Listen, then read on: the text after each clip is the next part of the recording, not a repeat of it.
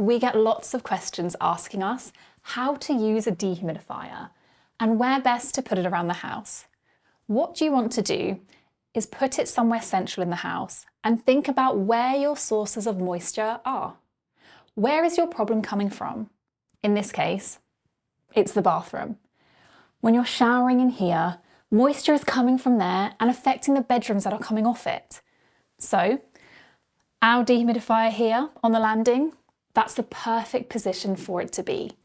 It's going to create a dry spot within this landing, and as long as we leave internal doors open, the moisture from the bathroom and anything that's being generated in the bedrooms and elsewhere around the house will naturally migrate here towards the dehumidifier, and the dehumidifier can sort the problem out.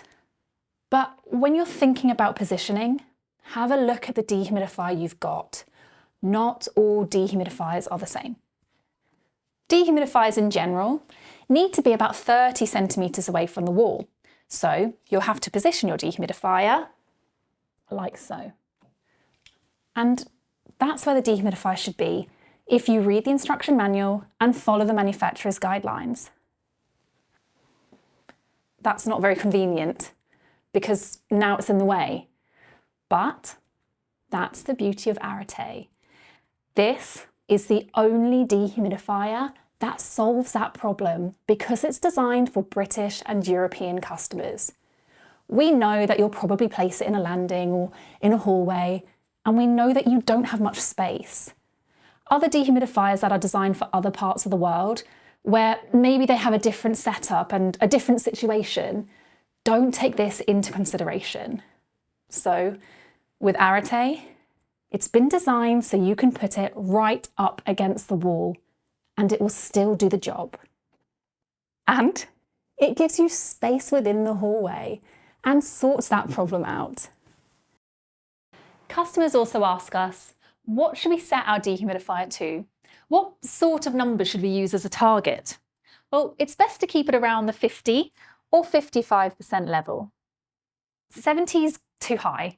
You're not going to achieve anything there, and 40 will be too low. See how you got on at 55. That's a good relative humidity to go for.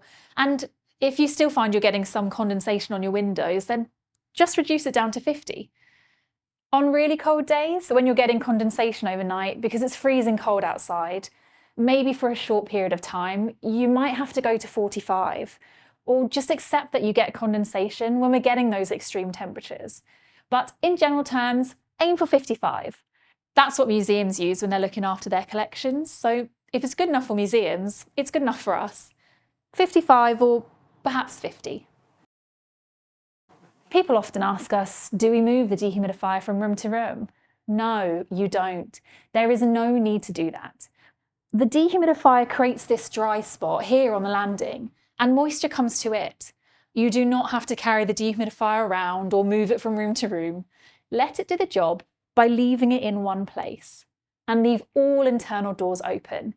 Get used to bringing the laundry to the dehumidifier, rather than moving the dehumidifier to the laundry, but always use your dehumidifier to dry your laundry on your clothes horse. The other thing customers ask us about is the filter. What do we do about the filter? Well, the filter is very important. It stops dust and dirt from getting into the machine. But you've got to clean this filter on a regular basis, because if you don't, dirt and dust will build up on this filter, and then the air can't pass through it. When the air can't pass through it, the machine starts to use more energy, so your electricity bill will go up, and it will make more noise. So it's in your vested interest just to keep the filter clean. Also, longer term, it stops dirt falling off this filter because you haven't cleaned it, and then getting inside the machine. That's when you start getting leaks further down the line, and you start to blame the dehumidifier. Just keep the filter clean, and you'll not get these problems longer term. If you've got a HEPA filter, when it turns from white to dark grey, that's when you throw it away and get rid of it. Now, that might not sound environmentally friendly to you, but you've got to dispose of your HEPA filter because it's catching viruses and all sorts of bacteria and nasties, and you don't want that going into the recycling system. So it's best for it to go in your general waste and be dealt with in that way. One of the great benefits of having a dehumidifier is that dry air in the house is cheaper for you to heat than damp air. Damp air is really expensive to heat. That's why we talk about a damp chill in the air.